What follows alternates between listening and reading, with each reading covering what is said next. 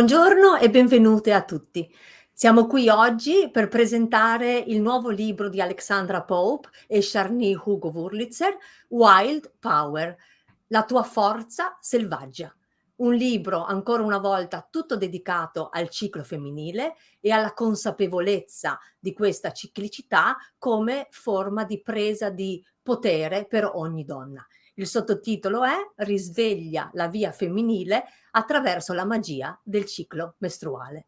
Io sono Barbara Monti, ho avuto l'onore di tradurre questo libro, così come tutti i precedenti di Alexandra Pope, con la quale collaboriamo ormai già da più di 20 anni, da quando per caso durante un mio viaggio in Australia ho trovato una copia del suo Wild Genie che mi ha letteralmente aperto un mondo là fuori, ma soprattutto qui dentro, e che ho voluto con tutte le mie forze non solo tradurre, ma portare in Italia.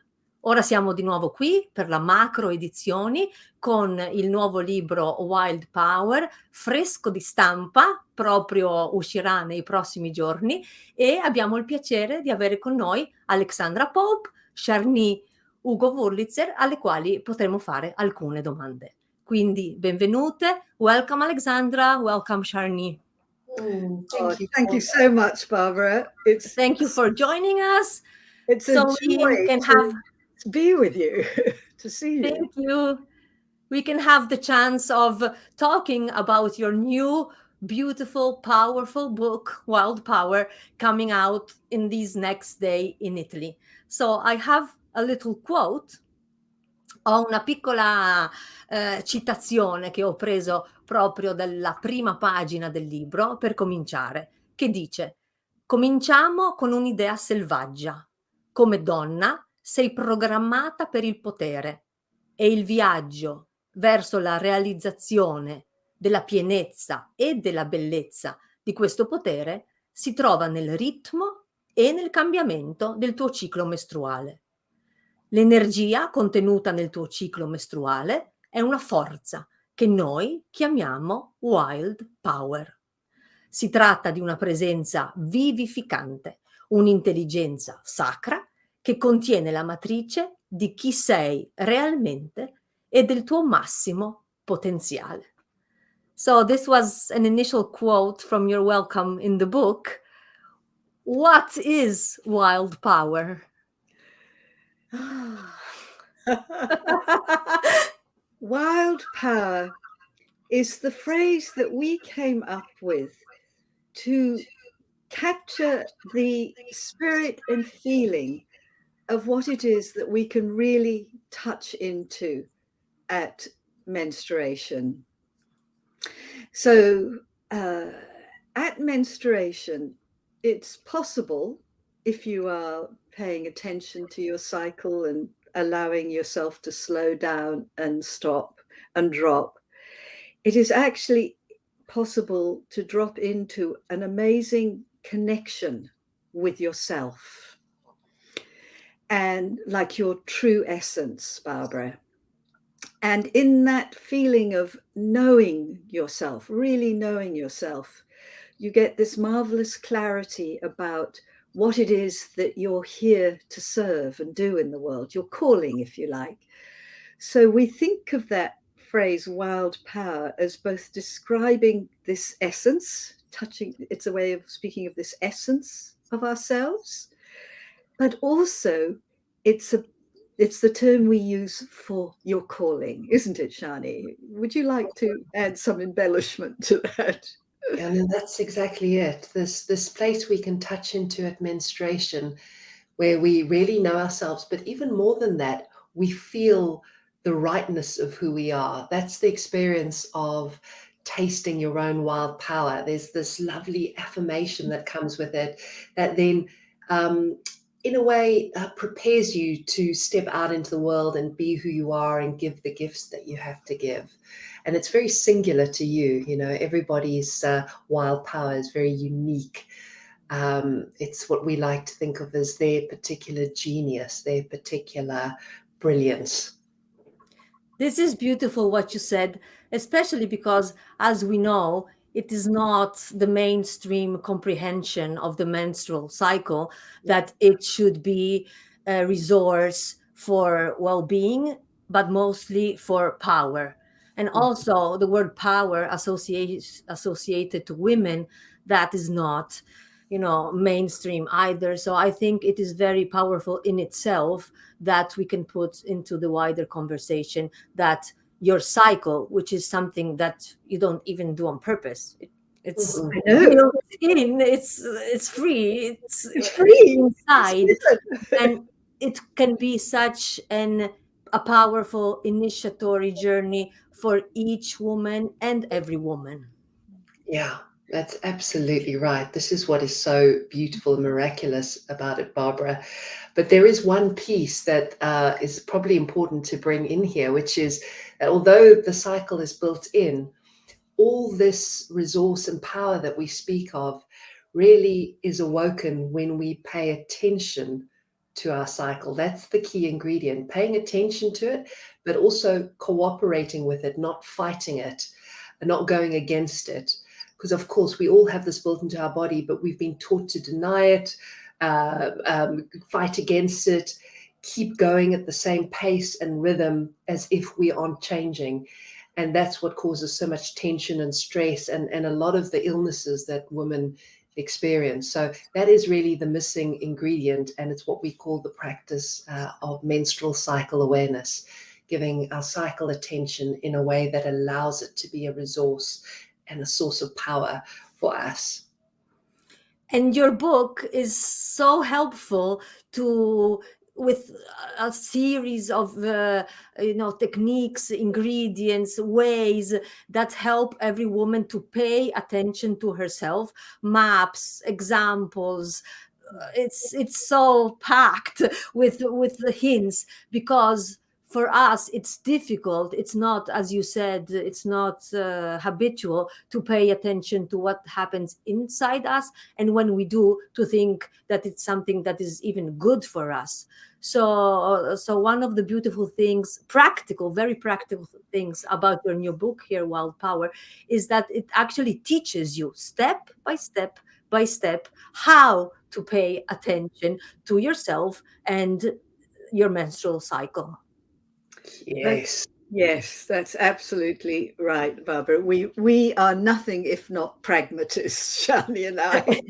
We really wanted to hold people's hands and to help them reconnect with this extraordinary source of guidance, really, and insight and support. Here's the outrageous thing. The cycle is usually seen as a problem and an irritant.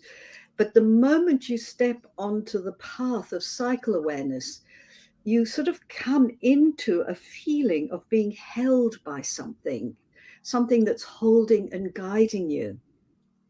And so in the book, we go through this in a very detailed way, how to begin to make these steps towards, how to listen to your cycle. We have to be taught how to do that.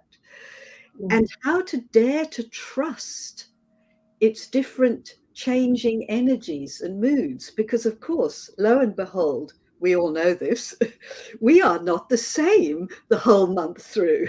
We sure do. We go through these different sort of weather patterns or atmospheres, don't we, Barbara? And some of these energies are loved by our culture, usually the energy of our ovulatory consciousness, which we call the inner summer. We can come to that phrase and those seasonal phrases in a moment.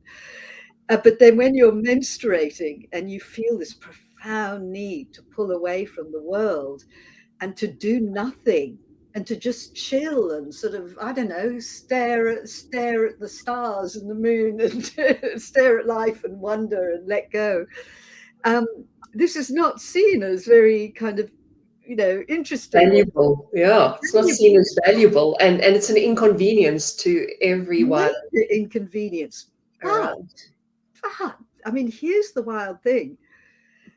Menstruation, we almost see as the engine room, the sort of power source for the whole cycle, really, for our whole sense of well-being, this capacity to let go and to dare to follow your own being, to your own impulse, and to let go and to rest, opens up our connection to our wild power, connection to this beautiful sense of recognition of ourselves. And as SJANIE said earlier, the rightness of who we are.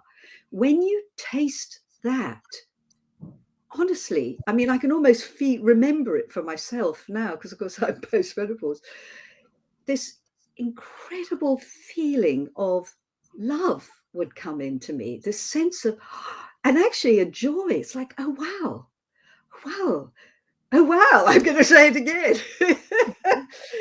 I'm okay. There's something worthy and right about who I am. It is the most incredible energy, isn't it, SJANIE? It is. And, the reason, as you say, Barbara, we've really broken this down in the book with all these maps and actual practices to reconnect is because we've been entrained out of it. The maps that we share have come out of the stories of women who have been paying attention to their cycle and discovered these things for themselves. The moment you start paying attention, you discover, for example, what Alexandra is talking about at menstruation. You discover the power of the premenstruum. So those maps that we share really, in a way, they give you a step up. You can ride on the shoulders of all the people who've been paying close attention to their cycle. And they give you such a sense of, I want to say, affirmation, because you'll discover that what you notice, other people experience too. And we need that so much because we've been so entrained out of our cycle and so taught to deny it. Yeah. So it's very interesting the way you explain it, because it's almost the opposite, the other way around, compared to what we usually think. Like, you almost give more emphasis and attention to the menstruating days themselves as a means for stopping, resting, regenerating, and also really coming into contact with your deeper self. And this is something that we're not, as we said, accustomed to doing, that we feel we don't have permission to do, and that really must be taught again. So there's a lot of this in Wild Power. I have a question. How can we, for our listeners, how can we start? Where do we start this practice from in our busy lives, busy days, run, routines, families and work and children? And yeah. Yes. Well, that's what my life is like too. I'll tell you where I start from. Thank you. I think it's really important to think about your cycle as a whole experience. So not just menstruation, but to really pay attention each and every day to how you change and what you notice. So the practice of menstrual cycle awareness, which is what connects you to this resource of your cycle, actually doesn't take any time. It is just a practice of awareness. So it's about really noticing how you are as you're going about your day-to-day life, paying attention to what your own needs are, how your energy levels are, what sort of mood you're in. So it's really about it's a mindfulness practice. It's a practice of presencing yourself with yourself and knowing what day of your cycle you're on and charting that. Now that's the bit that takes a little bit of time, but it doesn't need to take very long. Just writing down somewhere or having an app where you write down your cycle day and you note some of what you were feeling or experiencing in that day, like your weather, your inner atmosphere, as we like to say. Because when you do that charting, you'll start to notice over time that there is this pattern in your cycle, your unique pattern of energy and mood and capacity. You have different skills at different times. I'm always so struck by how well I drive during the ovulatory phase and how I really shouldn't be driving just before bleeding. I really should not drive. I've got no spatial awareness. So your skills really change. And if you start to notice that, then you suddenly have a map by which to live your life. You've got this, it's like having your own personal weather report, in advance, and you can plan things. You know what to say yes to and what to say no to, because you've got a prediction. It's not 100% accurate, but it gives you a sense of like, at that point, I was just planning something now for my daughter's birthday, and I decided, no, I'm not going to have her party on that weekend. I'm going to have it on the following weekend because I'll be at a better place in my cycle. So you can plan things. So however busy your life is, we all really have a responsibility to ourselves to notice how we are. And that's what the practice of cycle awareness is. Yeah. Thank you. And also what I've noticed and applied and practiced from reading your beautiful book is that, when you know sort of what to expect, it's never the same. But when you sort of know what to expect, speaking of gifts and challenges, and knowing that there's nothing wrong with you, it's just what's going to happen because this is how it is. This is how you're built in. This makes you get there more prepared and in time with more self-love, I would say. Oh, that you've touched on something very powerful there, Barbara. And this is something we've observed over and over again and experienced. It was very tangible and real for me that cycle awareness generates inner kindness. We actually get kinder with ourselves. We get more generous and allowing and respectful. And it just seems to happen organically. And cycle awareness breeds inner kindness. It's extraordinary. It's and very and the thing you said as well, Barbara, is acceptance. It's very much like accepting the season of the year. We learn to accept the place we're in and honor it and respect it, and then bring that to the experience that we're in instead of overriding ourselves. And this has such profound effect on our health, on our self-esteem, on our capacity to create, to parent, to do business, to do all the things we do in the world. That kind of acceptance and kindness gives you a resource and a power that, to be honest, not many people have, because a lot of people are fighting themselves and in a struggle with themselves. So it's really empowering and very dignifying in that way. And it means people are very impactful when they're practicing cycle awareness. Yeah. This is beautiful. And I also think the more accepting and loving you learn to be with yourself, then inevitably you will be more accepting and more loving and more patient with people around you and their rhythms, moods, cycles, steps in life. And so it is an inner practice that also has great impact, not only on your own life or people around you that are very close, but I think like vibrationally or energetically has a much greater impact on the world itself. Absolutely. Yes, you're modeling cycle awareness for everybody, because we're all cyclical beings. Everybody is a cyclical being. It's just that we also have the menstrual cycle, which is an added component. But it is recognizing, your pattern of energy through the day, how that changes, and knowing whether you're a morning person or an evening person, or respecting the seasons of the year and how our energy changes. And for instance, we're in winter, we want to draw inwards, as we do, of course, at menstruation, and not expecting of ourselves the same thing. And it's so we're modeling.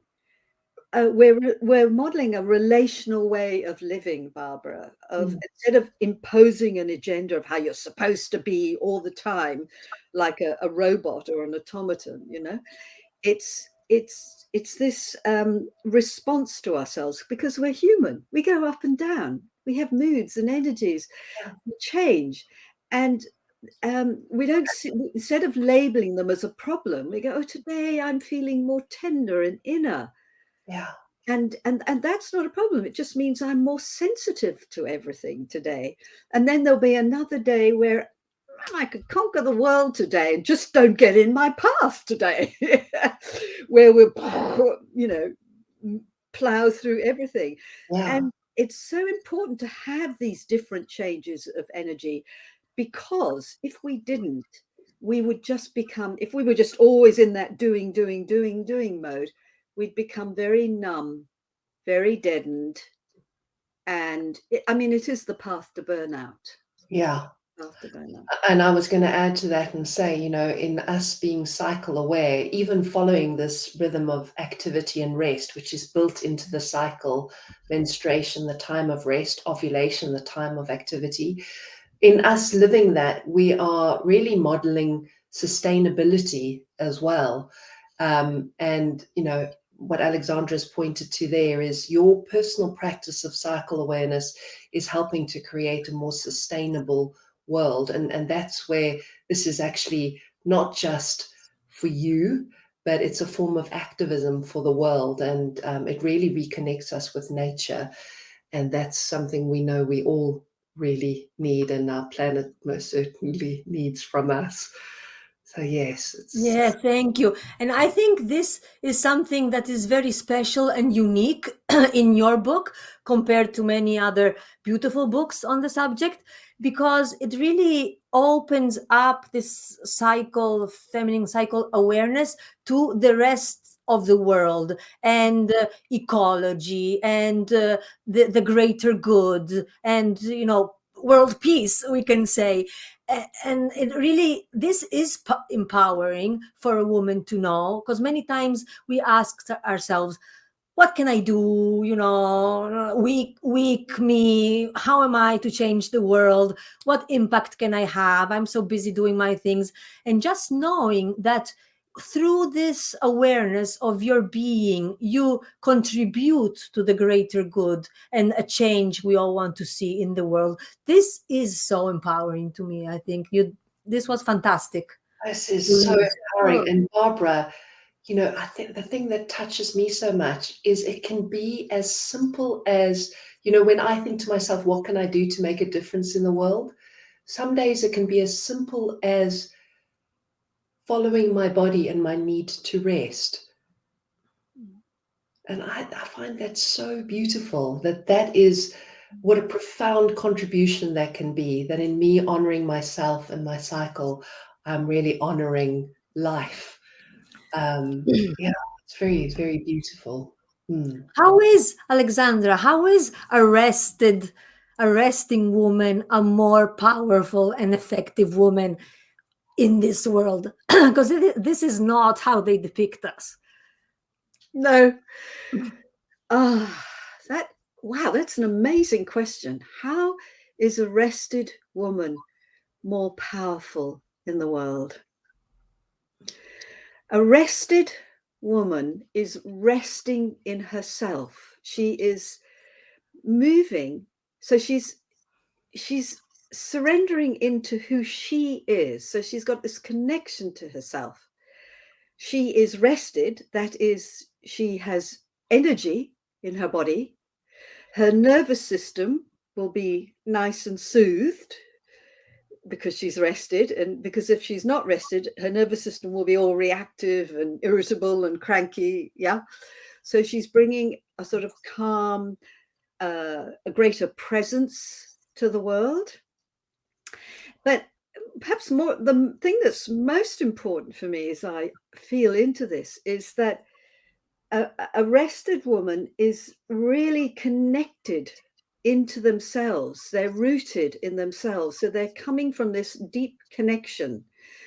And it's not a selfish, it's not about me, me, me. It's like having a presence, not just to yourself, but it's about having a presence to life, to something bigger than yourself. Because this is the miracle of what happens at menstruation, which kind of blows my mind every time I think about it.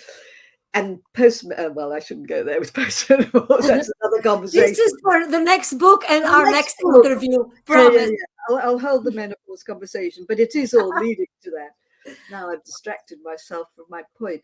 But here's the amazing thing about menstruation. You drop into your true essence, what you are truly about. But in that moment of experiencing who you are, it's like you open this portal up to the world. And it's not about you, it's about something that's much bigger than you. So you recognize who you are, but you also recognize that you're in service to something bigger. So it awakens what we call an interdependent consciousness, a recognition that you're connected to everything else. It isn't just me, me, me. It is about your interconnection with everything. So you connect with yourself, but you're also connecting with the whole of life. I mean, it's kind of miraculous, and it's real. It's very real and tangible. You can experience this as a reality at menstruation. So a rested woman is able to really drop into herself and come from this very resourced place that is both physically resourced. She's got good energy, nervous system soothed, but it's like she's resourced from something bigger than her. So it's like she's got a connection to life, to the universe, to, you know, to whatever languaging you use for the sacred. So what you do in the world, of course, is about you. Of course, you must establish your life. You must make money for yourself and all that. We need all that. That's fabulous. It'll help you do all that. But also, it's helping you to do all that you want in a way that is also serving something bigger. You know, I think that's probably the best way I could say it, Barbara. I will just add to it by quoting one of our lines in Wild Power, where we talk about the power of rest at menstruation. And we say, rest is the revolution that's going to power your life. And that is really what we believe, that rest powers all of you, all of your life. And as Alexandra's saying, and really ultimately nourishes, you know, everything, everyone. So I love that line.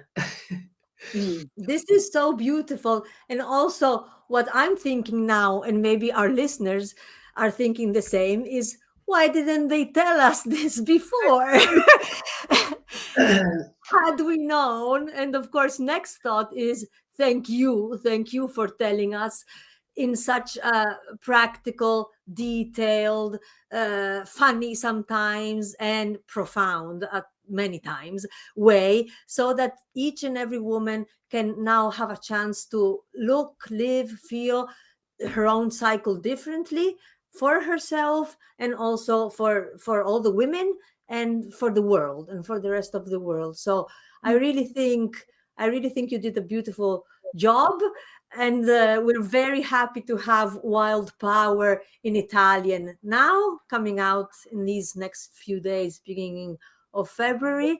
And I really invite all readers to read the book and practice what it says, because even only reading it opens up different windows of awareness that you cannot go back with. They're going to change your life for sure, and for good. True.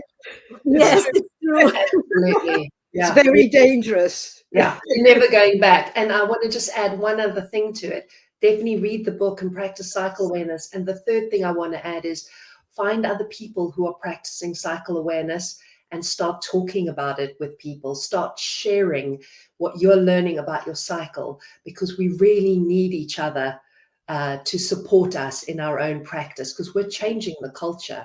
So, you know, we have a beautiful community at Red School. You're welcome to join us. But either way, you know, tell your sisters, tell your friends, tell your mother, tell anybody with a menstrual cycle, and start talking about your experience. It's really important. Yeah. I would really like to say to you, Barbara, publicly, thank you very much. I know, it really moves me to say this. I know you will have done an exquisite translation and been utterly true to our words, because of course you've translated other books of mine. So you're already marinated in this information. But also I know you a little, and I know the the discipline of care and love and professionality you bring. So huge gratitude to you for doing this translation for us. We know this book is going to be a corker in Italian. Thank you so much. It's been good for me too, a great pleasure.